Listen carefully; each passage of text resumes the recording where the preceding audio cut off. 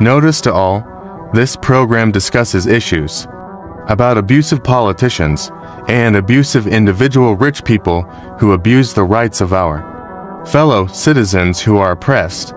This program does not intend to harm anyone. This program is fighting for the rights of our countrymen oppressed by oppressors.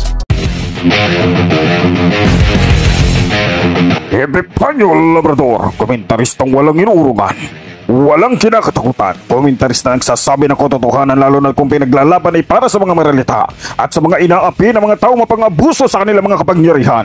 Epipanyo Labrador, tagapagtanggol ng bayan!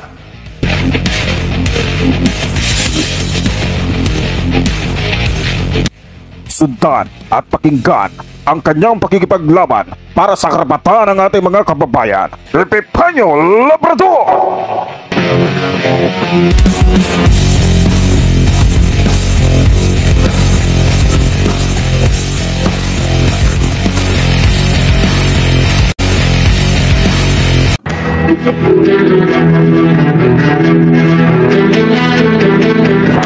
Magandang araw Pilipinas, muli nandito na naman po yung lingkod Epipanyo Labrador sa ating programang Civilian Anti-Crime Group Epipanyo Labrador.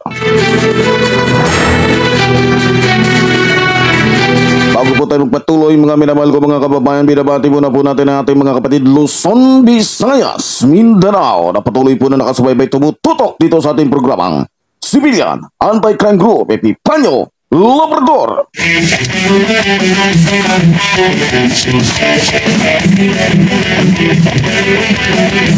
At syempre binabati din po natin ating mga kapatid sa abroad na patuloy po na nakasabay tumututok dito sa ating programa. Maraming salamat po. At syempre binabati din po natin ang ating mga bago mga subscribers. Maraming salamat po sa inyong lahat na may lagi namin kayo makakasama dito sa ating programa. Maraming salamat po.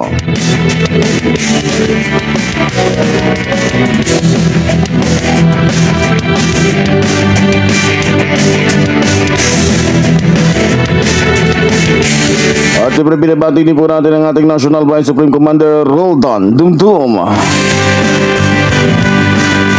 Sa umaga po ito mga minamahal ko mga kababayan, ay pag-uusapan ho natin itong naging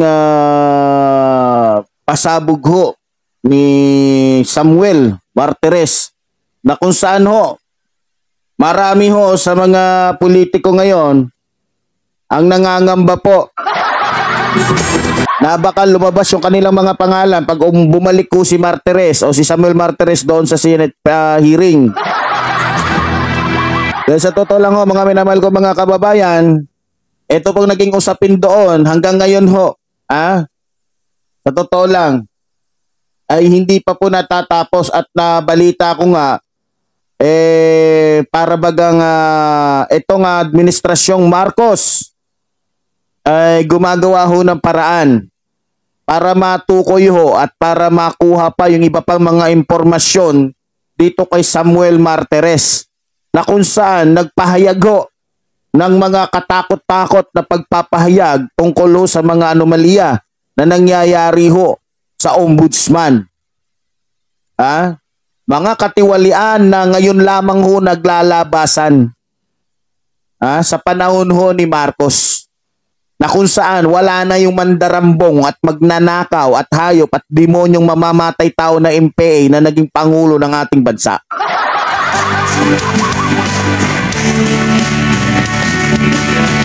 Sa mga sinabi ho ni Martires, marami ho ang talagang nabulaga. At marami hong mga politiko ang talagang kinabahan na baka lumabas ang kanilang pangalan sa mga sasabihin ni Martires. Balita ko nga po mga minamahal ko mga kababayan, simula ho ng pinalabas ni Martires yung mga salitang iyon doon sa harap ng ating mga senator, ay napakarami na hong pagbabanta na natatanggap niya sa buhay. Dahil ho sa kanyang mga sinabi, nalalagay ho sa alanganin ang kanyang sitwasyon ngayon. Dahil ho sa kanyang mga sinabi, marahil ho,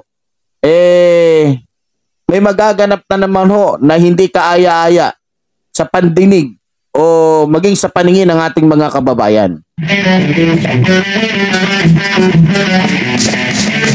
Balita ko, mga minamahal ko mga kababayan, ay inaalok ko na napakalaking halaga itong si Martires ng pailalim ng ilang mga politiko dyan na kung saan ay nasa listahan ni Martires. Ay nako mga kababayan, ganoon naman talaga nangyayari dito sa ating bansa. Kapag mayroon nangyayari nga paghahayag, paglalantad ng katotohanan, mayroong mga politiko dyan na umaalma o hindi naman kaya nang gagapang. Pero bago po lahat mga minamahal ko mga kababayan, kung maalala po ninyo mga kababayan, nitong nakalipas lamang na 2 buwan, pumasok po ang isyu, pumutok ang isyu diyan sa Senado tungkol po sa siniwalat ni Ombudsman Samuel Martires na di umano umiiral ang katiwalaan sa loob ng tanggapan ng Ombudsman.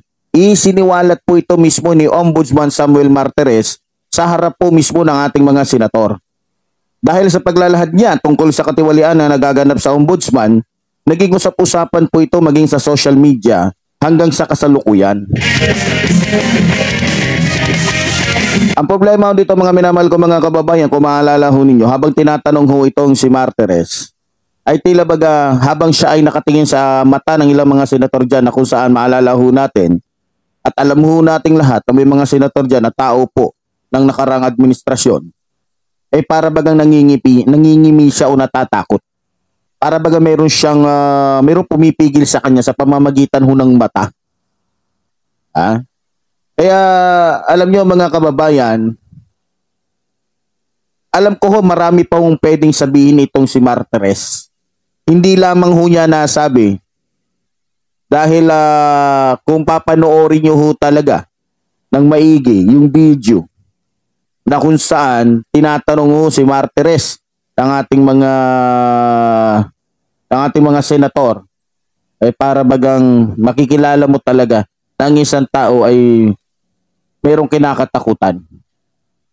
Pero ayon ho kay Martires, hindi raw madali ang paglaban sa korupsyon. Gaano man karaming bilyon ang gamitin o gastusin ng ating pamahalaan.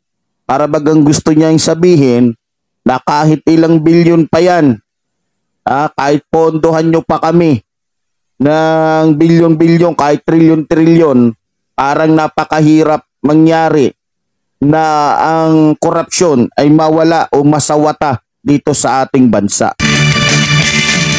Dagdag pa ho ni Ombudsman Martires, sufisyente yung pondo ng Ombudsman.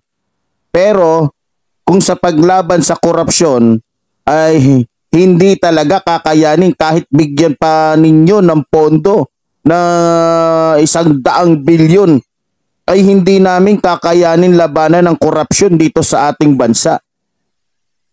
Biro nyo ganun ho pinahiwatig, ganun po ipinakilala ni Ombudsman Samuel Martires yung pagiging garapal o yung pagiging talaga talamak sa pagiging korap ng ating mga nasa posisyon. Ibig sabihin ho, para bagang sinasabi niya na dahil ho sa saklaw ho ng presidente, ang mga departamento at tulad ho ng tawag nito?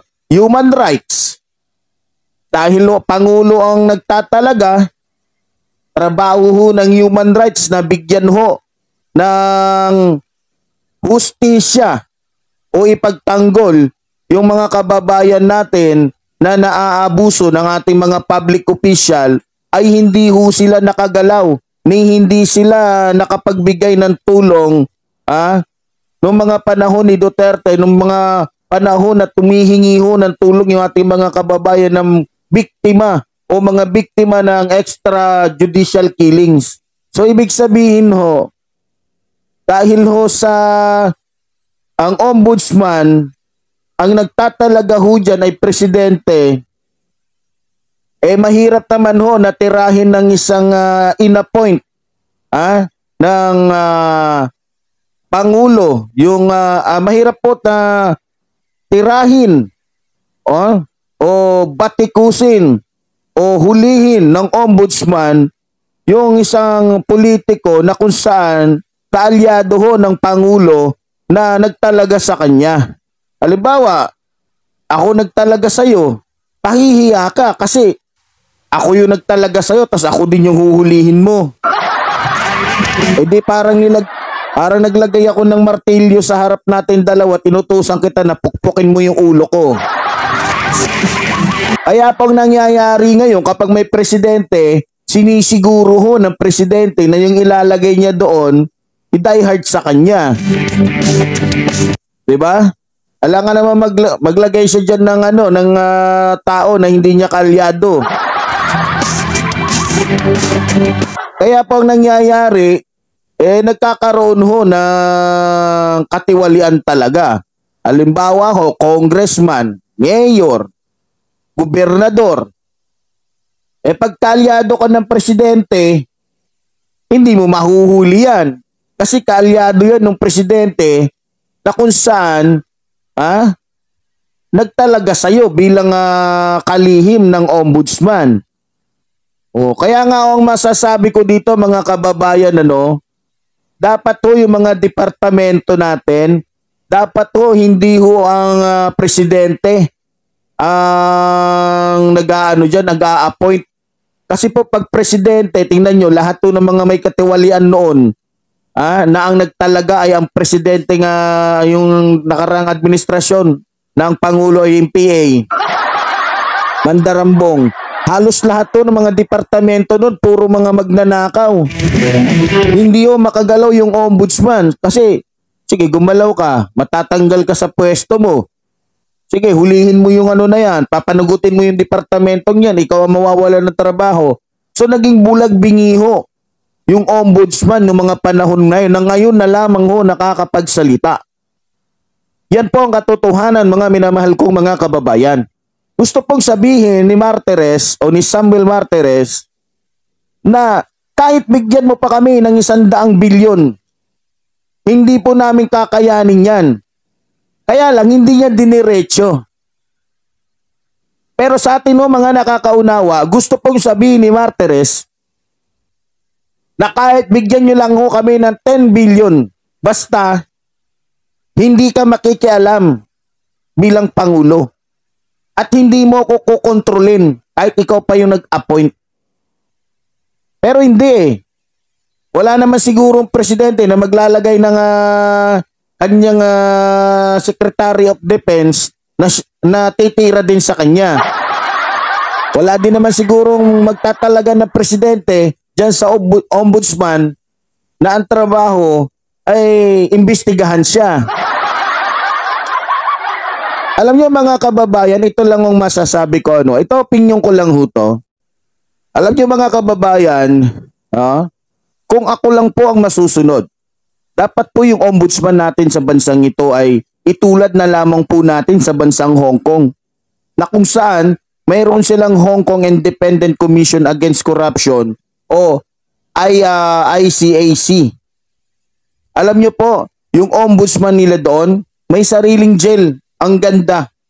At may witness protection program sila. Maliban doon, meron silang whistle blowers at reward system. At mga employees arm high-powered firearms licensed to kill na naka-bulletproof. Tapos meron pa silang yung ang ganda ng nila, yung mga tauhan nila doon, may body cams, meron pang access sa wiretapping ng cellphone at bank at account. Bank account ba 'yon? Oo, hindi ako nagkakamali. May sariling budget ang office ng ombudsman doon. Hindi nadadaan pa sa yung tawag nila doon na DBM ba 'yon? Para sa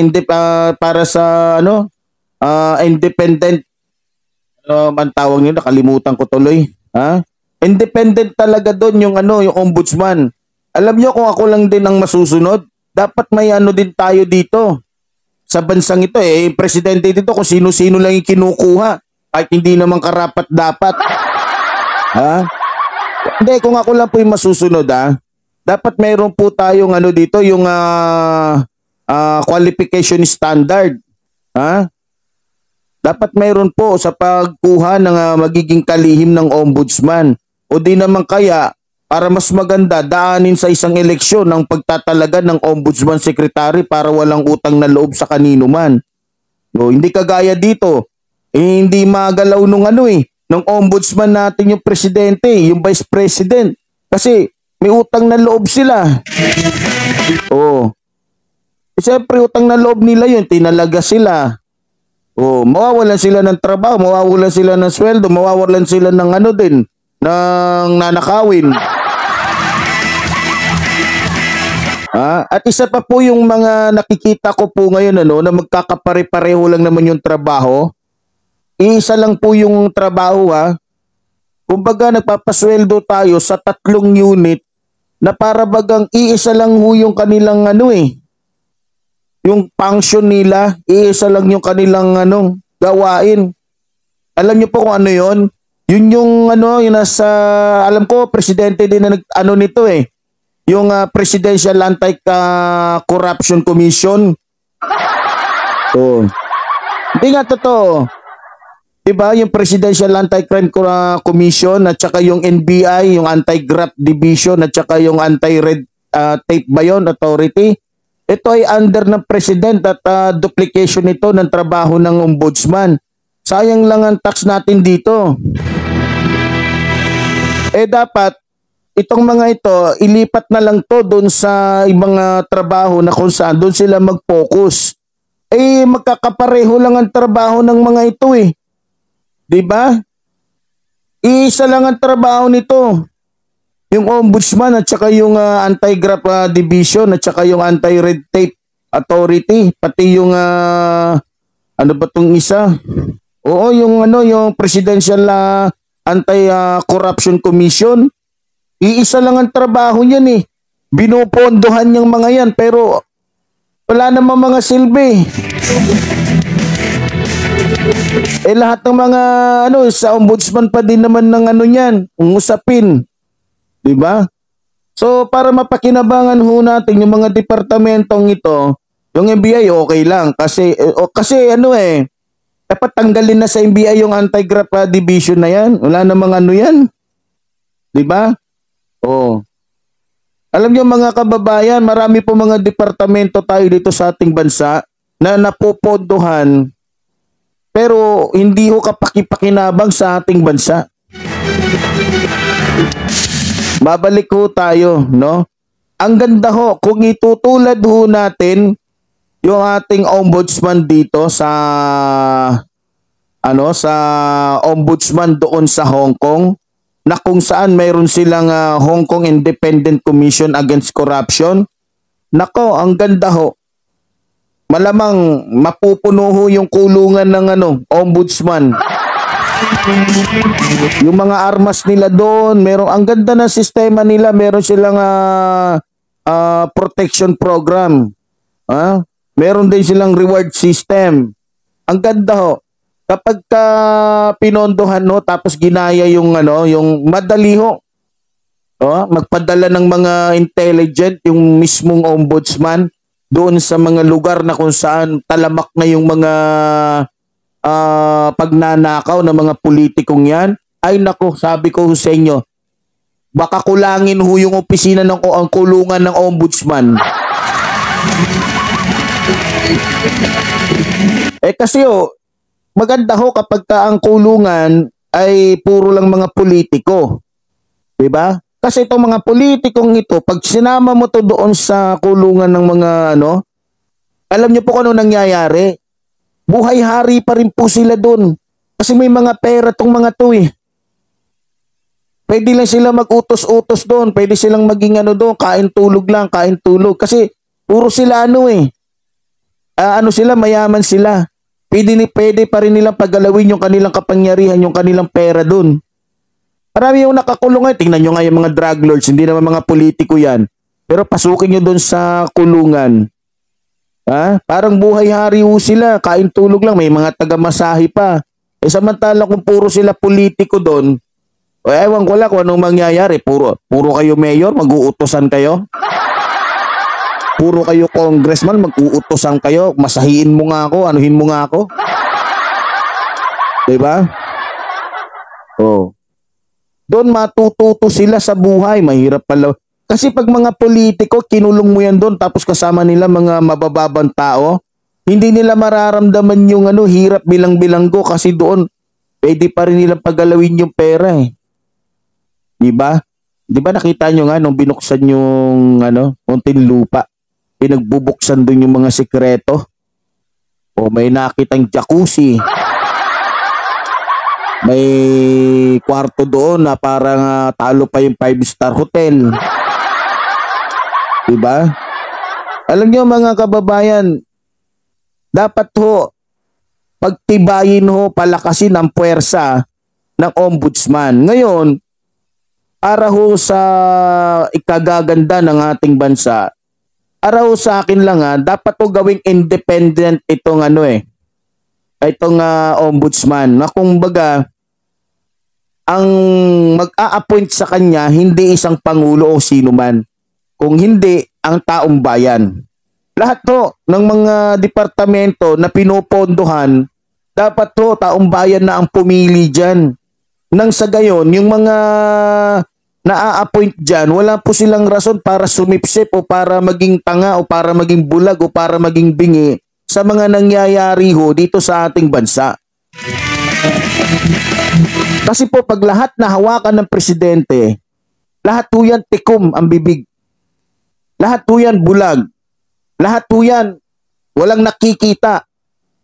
Kahit lantaran na yung kalokohan, kasinungalingan, kahayupan, kademonya, wala po yan magagawa yung mga yan. Kasi ang iniisip din po nila, sayang yung pagkakataon. Tignan nyo si Rimulya. Diba? Dahil si Duterte yung nag-appoint sa kanya, requested ni Duterte to kay Marcos, pinagtatanggol niya talaga na wag pumasok dito yung ICC. Kasi, pag hinayaan niya, di ba, na pumasok yung ICC dito, pero kung sa bagay, wala naman magagawa itong si Rimulya kapag Pangulo na ang gumawa ng paraan at nagsalita o nagmando. Pero ganun pa man, sana ho, sa lalong madaling panahon, habang si Marcos pa po ang presidente natin, papasukin na ho ang ICC. Kasi baka maging banta din po nila sa buhay itong mga Duterte. Lalo na ho ngayon, nagbubukasan na yung mga sekreto ng mga nakaraang administrasyon, yung mga kahayupan nila, yung mga kalokohan nila. So, yun lang po ang maano ko dito, no? Alam nyo po, para ho magawa ng maayos, magawa po ng ombudsman yung kanilang tungkulin, dapat ho talaga, suportahan ho natin to mga kababayan. Suportahan ho natin, tulungan ho natin. Sana ho, ang gumawa ng batas na lahat ho ng ating mga departamento ay isama na po sa eleksyon. Kung sino yung magiging DILG secretary sa loob ng 6 na taon o 3 taon ba, sino yung magiging DOJ secretary. Mas maganda ko kasi taong bayan yung pumipili sa mga ganitong tao kasi matataas na opisyal din po yan na kung saan pinupondohan ho at sila ho ay talagang kapaki-pakinabang ho. Ang problema ho, imbis na yung mga departamento yan na magiging kapaki-pakinabang ay nagiging inutil. Lalo na po pag namanduhan ng isang mataas na opisyal. Doon po sa ibang bansa, sa Hong Kong, kahit presidente ka pa, vice president ka, kahit kaalyado ka pa ng etc. dyan, wala silang pakialam kasi Independent Commission Against Corruption sila. Diba? Dito, ewan ko lang kung gusto ng ating mga kababayan to, gusto ng ating mga, kasi kung meron tayong ganito, sigurado na. Yung mga magnanakaw dyan na politiko, baka sa susunod na taon, hindi na magsitakbo yan. Kasi alam nila, mabubuking na sila. So, yun po ang ibig sabihin ko mga kababayan. Pero dahil po sa ang oras natin ay medyo kapos na ho, pagpapatuloy ho natin yung usapin na ito. Bago po tayo magpaalam mga minamahal ko mga kababayan, ay syempre, tulad po ng lagi natin sinasabi, sana i-suportahan nyo din po yung ating programa doon sa kabilang channel natin, yung Epifanio Labrador, The Extreme Commentator, nang tayo po ay magsama-sama doon sa ating mga tinatalakay. At syempre, lagi po natin sinasabi sa ating mga masusugid at talagang mga suki at ating mga kababayan na nakikisa ho dito sa ating pinaglalaban na huwag po kayo mag-i-skip ng ads. Alam niyo na ang mangyayari sa inyo. Kukulamin ko po kayo. May nabili na po ako bagong karayom. Joke lang ha. Muli, sinasabi po ninyong lingkod, mabuhay ang ating inang bayan. Mabuhay, nagmamahal sa ating inang bayan. Maraming salamat po.